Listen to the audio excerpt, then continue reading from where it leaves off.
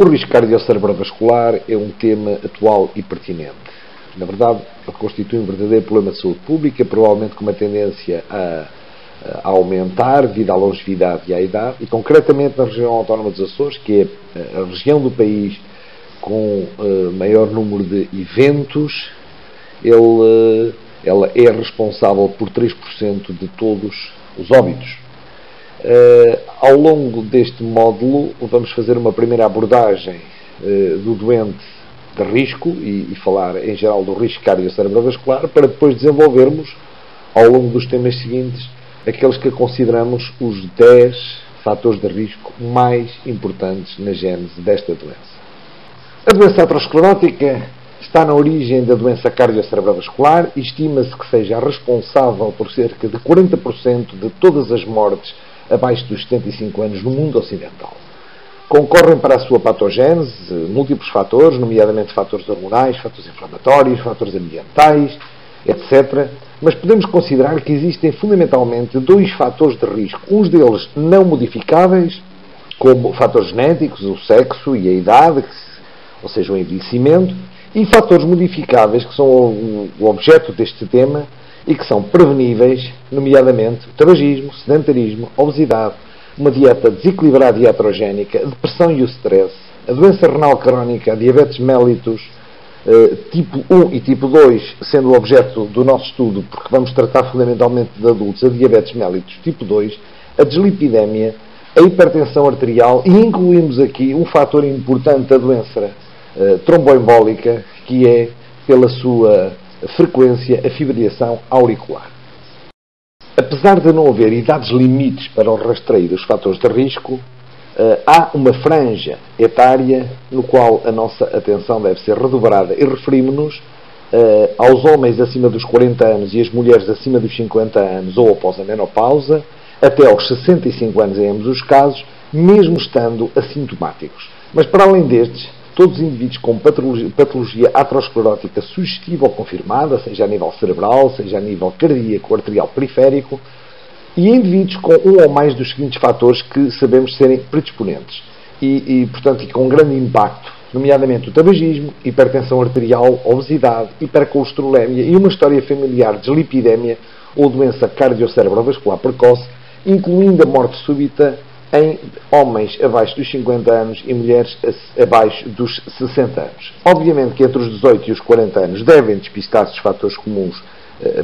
por uma anamnese normal, e acima dos 65 anos o rastreio, obviamente, deve ser individualizado, chamando-se a atenção que não existe um limite de idade nem para o despiste, nem para o tratamento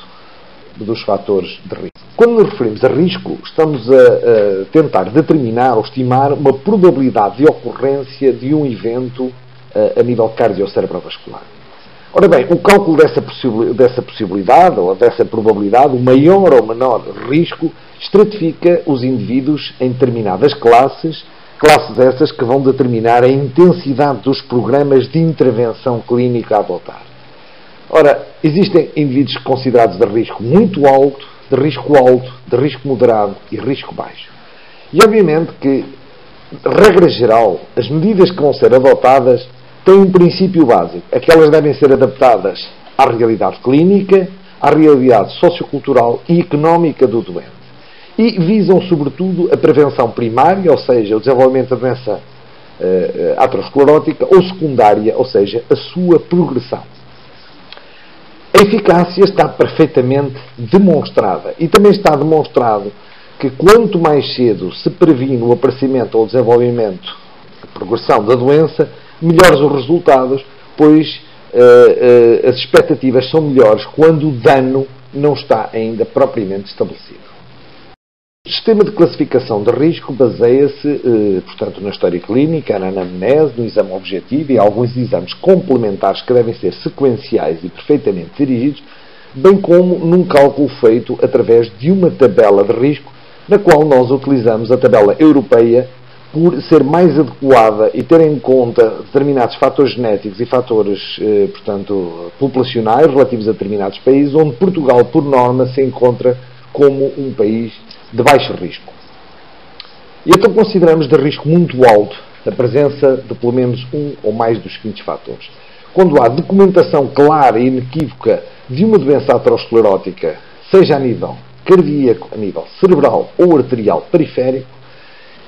se o indivíduo padece de doença diabética, portanto diabetes mellitus, com mais do que um ou mais do que um fator de risco cardiovascular ou lesão de órgão-alvo, portanto diabetes mellitus, mas com repercussões em órgãos-alvos ou fatores de risco, nomeadamente a nível do coração, do sistema nervoso central, a nível do olho, do rim e das artérias periféricas, a doença renal crónica nos estadios 4 e 5 e o score de risco superior a 10% em 10 anos, quer dizer, uma probabilidade superior ou igual de evento cardiocerebrovascular de 10% aos 10 anos, calculado através daquela tabela de risco que veremos posteriormente. Consideraremos um indivíduo de risco alto se estão presentes mais do que um dos seguintes fatores: uma hipertensão arterial grave, grau 3, uma dislipidemia de caráter familiar, que tem um potencial aterogénico bastante elevado, uma diabetes mellitus, mas sem fatores de risco cardiovascular associados ou lesões de órgão-alvo, uma doença renal crónica moderada e um score de risco calculado pela tabela a que nos referimos e que veremos posteriormente, entre 5% a 10% a 10 anos. Já o risco moderado, portanto, os indivíduos com risco moderado são aqueles nos quais não é possível detectar, nem pela anamnese, nem pelo exame objetivo, os dados anteriormente referidos, mas que têm, pela tabela, uma probabilidade de evento entre 1% a 5% aos 10 anos, enquanto que os de baixo risco, ou risco baixo, têm um score de risco, calculado também pela tabela, inferior a 1%. Como nos referimos, este score de risco é calculado pela tabela, não de Framingham, mas pela tabela da Sociedade Europeia para a Prevenção da Doença Cardiovascular, porque é, efetivamente, a mais adequada. Este score, como dissemos, mede a probabilidade, ao contrário da anterior, da de Framingham, a probabilidade de evento fatal de natureza aterosclerótica em geral aos 10 anos. E, portanto, note-se, exclui os eventos não fatais e abrange os eventos cerebrovasculares e coronários, enquanto que a anterior estava dirigida aos eventos coronários. Este score baseia-se em dados simples, como o sexo, a idade, o tabagismo, a pressão arterial sistólica e o colesterol total, mas há um dado importante, é que apenas se deve recorrer à tabela de cálculo quando não existem fatores que permitam uma atribuição imediata da classe de risco. Se o indivíduo é diabético, não é preciso fazer o cálculo na tabela, porque imediatamente tem que lhe ser atribuída uma classe de risco com ou sem envolvimento de órgão-alvo de muito alto risco ou de risco alto, se não tem esse envolvimento. Um dado importante é que, apesar do cálculo do risco que vamos ver em seguida, apesar deste cálculo do risco, devemos ter em conta que há determinadas situações de índole clínica que elevam esse mesmo risco cardiovascular e que nos devem levar à atribuição de uma categoria imediatamente superior à calculada na tabela, nomeadamente um grupo de indivíduos ou porque são desfavorecidos, ou porque são sedentários e têm obesidade, portanto, central, ou porque têm morte súbita na família, ou porque têm uma diminuição mais moderada da taxa de filtração glomerular, ou com colesterol, com alterações a nível do colesterol ou de outras lipoproteínas, e quando há uma evidência de uma aterosclerose subclínica, por exemplo, a detecção do aumento da espessura íntima média carotídea ou um baixo índice tornozelo-braço. Portanto, nestes casos, deve haver um agravamento na classificação atribuída pela tabela. Este é um exemplo da tabela, que existem tabelas para homens e para mulheres, e neste caso, uma parte da tabela que está aqui reproduzida, podemos ver que para uma mulher fumadora, com uma pressão arterial sistólica em média de 160 e por volta dos 65 anos, com um colesterol total de 250, tem um risco. Este grupo de mulheres com estas características tem um risco de 8%, ou seja, 8 em cada 100 vão sofrer um evento cardiocerebrovascular fatal nos próximos 10 anos. Portanto, tendo em conta o exposto, quando o indivíduo se apresenta ante o seu médico, deve ser inquirido regularmente sobre coisas tão elementares como os hábitos tabágicos, o grau de atividade física, a prática de exercício físico, o excesso de peso, os hábitos alimentares, a depressão ou estados de stress, a roncopatia, a apneia de sono, que favorece o aparecimento de hipertensão arterial e de alterações inflamatórias a nível arterial, e de sintomas sugestivos de doença aterosclerótica a nível do sistema nervoso central, cardíaco e arterial periférico. Portanto, isto são perguntas, são questões que devem ser sempre colocadas periodicamente aos nossos doentes, sobretudo naquela franja, insisto, apesar de não haver limite de idade, sobretudo naquela franja onde, onde a nossa atuação deve fundamentalmente incidir entre os 40 e os 65 anos. Além disso, podem determinar-se, segundo os casos, quando há uma suspeita fundamentada, a função renal e albuminúria, a hemoglobina A1C, em determinadas circunstâncias, obviamente, quando o indivíduo é obeso ou se há fatores de risco para diabetes mellitus, a ficha lipídica, que se é normal podem ser pedidas cada 5 anos, e uma pressão arterial, portanto, anualmente, que o doente pode medir ambulatoriamente, e se ela é normal, pois uma vez por ano, como foi dito, se está borderline cada 6 meses, e obviamente muito mais regularmente, se há uma hipertensão lábil, se há uma tensão arterial lábil ou uma suspeita de falta de normotensão. Obviamente, se o indivíduo é hipertenso, a abordagem será diferente. Finalmente, o eletrocardiograma, se existe uma suspeita de uma fibrilação auricular ou mesmo de um Holter, se a suspeita é de uma fibrilação auricular paroxística. Assim, em relação ao tabaco, todos os indivíduos fumadores devem ser devidamente esclarecidos sobre os malefícios do tabaco e aconselhados a deixar de fumar. Efetivamente, o Conselho Médico pode ser responsável por 10% dos abandonos. Nos outros casos, muitas vezes é necessário um apoio psicológico ou um tratamento substitutivo para controle do síndrome de abstinência, portanto, para que o êxito do tratamento seja efetivamente possível. O sedentarismo é outro fator de risco, aliás, uma consequência própria da vida moderna, e todos os indivíduos devem ser incentivados a evitá-lo e a praticar um exercício físico com regularidade.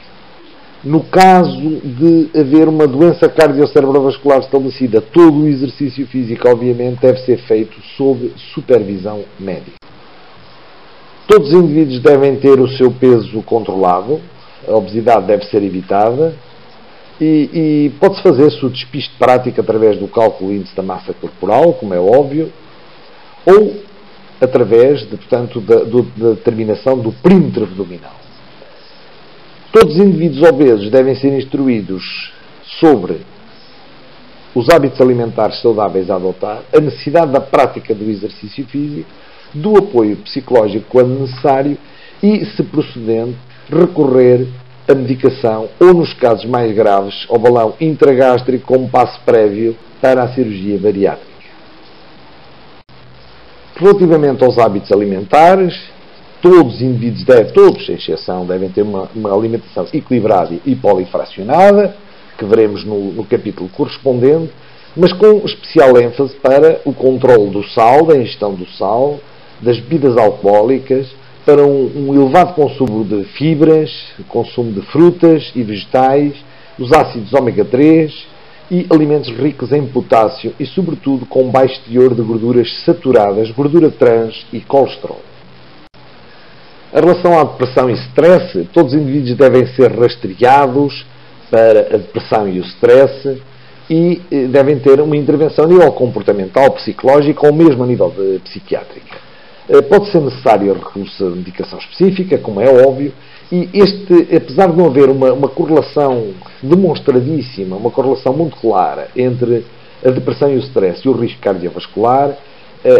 é de ter em conta que estes factos interferem muitas vezes na compliance ao tratamento, além de predisporem a comportamentos de maior risco, nomeadamente o tabagismo e o álcool. A doença renal crónica, por si só, confere um risco elevado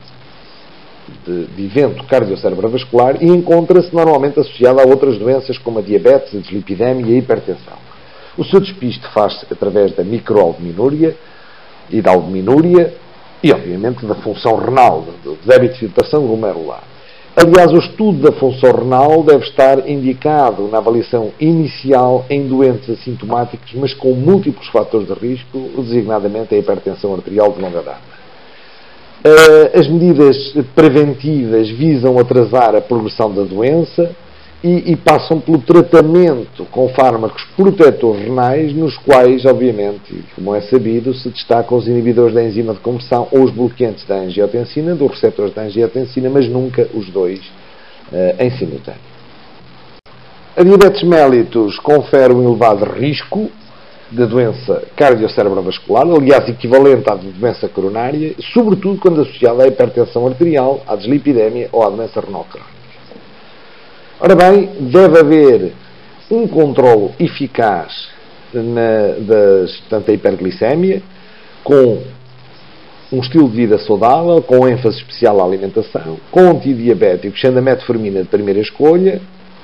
e devem tratar-se os demais fatores associados. Chama-se a atenção para a evicção do excesso de peso e de uma alimentação aterogénica. As metas são todas conhecidas, portanto, as glicémias em jejum não devem ultrapassar os 100 mg por decilitro e a hemoglobina A1C, a hemoglobina glicosilada, deve ser inferior a 7%, podendo haver maior tolerância em indivíduos mais idosos e com comorbilidades. Os doentes com diabetes, independentemente do valor base da LDL, devem fazer uma estatina, de maneira a alcançar uma meta inferior a 100 mg por decilitro, devem controlar eficazmente a hipertensão arterial para uma meta de 140/90 ou 130/80 se há proteinúria associada, sendo os inibidores da enzima de conversão aos bloqueantes dos receptores da angiotensina os fármacos de eleição.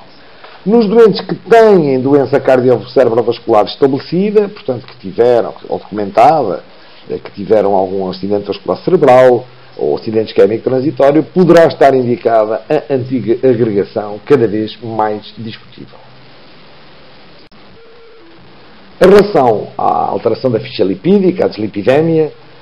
sabe-se que a elevação do colesterol total e, sobretudo, da LDL são os principais parâmetros relacionados com a aterosclerose, apesar do aumento dos triglicéridos e a diminuição dos HDL contribuírem também ou serem fatores de risco também independentes.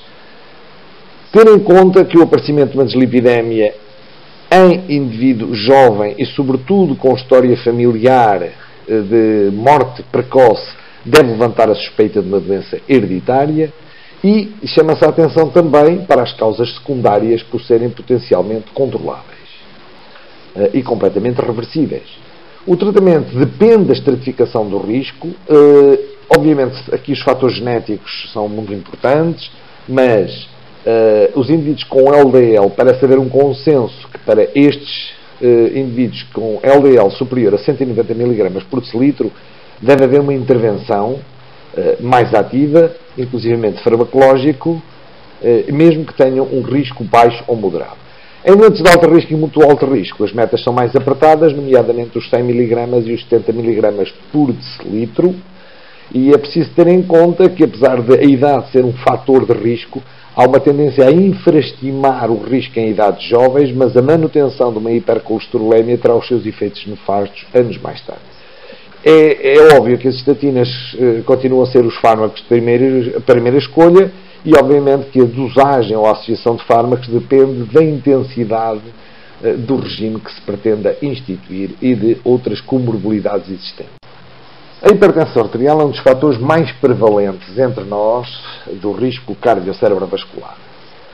Todos os indivíduos nos quais se confirma a hipertensão arterial deverão ser, a posteriori, estratificados por um score de risco próprio. E, inclusivamente, aqueles de longa duração, sobretudo quando têm outros fatores de risco, devem fazer o despiste do envolvimento mais comum de órgãos-alvos, ou seja, estudar a repercussão em órgãos-alvos dessa hipertensão arterial. O tratamento, tal como a prevenção, mas o tratamento consiste na adoção de estilos de vida saudáveis e, de acordo com a situação, na administração de antihipertensores, onde a decisão do início imediato desse tratamento farmacológico vai depender da gravidade clínica, da coexistência de aterosclerose estabelecida ou da presença de múltiplos fatores de risco. Regra geral, há determinados fármacos considerados, apesar das suas particularidades, considerados como antihipertensores de primeira linha, nomeadamente diuréticos, beta-bloqueantes, inibidores da enzima de conversão, bloqueantes dos receptores da angiotensina e bloqueantes dos canais de cálcio. Regra geral, a meta recomendada é uma pressão arterial inferior a 140/90 na população em geral, podendo ir até aos 150/90 nos idosos, e enquanto que nos indivíduos com doença renal, com repercussão renal, ou doença renal de outra etiologia, a meta é de 130-80 milímetros de mercúrio. Note-se que em doentes com hipertensão arterial e diabetes, doença cardiocerebrovascular estabelecida ou um risco superior a 5% aos 10 anos, devem também fazer uma estatina, enquanto que doentes com evento cardiovascular prévio, com redução do débito de filtração glomerular e risco superior a 5 anos aos 10 anos, devem também fazer, concomitantemente, antiagregação. Apesar de, classicamente, a fibrilação não ser incluída no risco cardiocerebrovascular, achamos pertinente incluí-la, uma vez que é um fator de risco de doença embólica, a nível cerebral e a nível vascular periférico. Ela é prevalente, sobretudo, em indivíduos acima dos 65 anos, que é onde deve incidir, portanto, o rastreio, tal como indivíduos que se apresentam com palpitações ou eventuais complicações consequentes a uma possível fibrilação não diagnosticada e que, nestes casos, se deve recorrer muitas vezes ao Holter para a sua detecção, enquanto que a anterior, a sua detecção pode ser obtida através de um eletrocardiograma. Existem grupos de risco também para indivíduos com fibrilação auricular. Há indivíduos de baixo risco, quando têm menos de 65 anos, sem qualquer outro fator associado, nem antecedentes tromboembólicos ou de acidente vascular cerebral ou acidente isquémico transitório, aquilo que chamamos a fibrilação auricular isolada. Existem aqueles que têm um risco moderado de 1 a 5% de eventos trombóticos ao ano, aliás, embólicos ao ano, que é a fibrilação auricular de indivíduos entre os 65 e os 75 anos, e aqueles de risco muito elevado, mais de 5% ao ano, que são os casos de fibrilação auricular em doentes acima dos 75 anos, em doentes com valvulopatia, com uma insuficiência cardíaca congestiva grave ou uma disfunção ventricular ou com mais do que um fator de risco associado,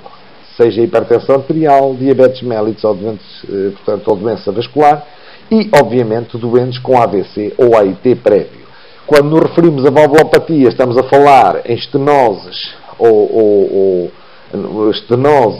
portanto, a insuficiência valvular, mas, sobretudo, com antecedentes de valvuloplastia não biológica. Ora, enquanto que os doentes de baixo risco apenas requerem medidas preventivas gerais, portanto, nenhuma medida específica em particular, os de risco moderado são candidatos à anticoagulação. E se não é possível, pois pode ponderar-se a antiagregação cada vez mais abandonada. Os doentes de alto risco são candidatos naturais e quase obrigatórios, praticamente obrigatórios, à anticoagulação. No entanto, deve ser sempre pesado o risco e o benefício da profilaxia, nomeadamente o risco hemorrágico decorrente de condições clínicas graves subjacentes.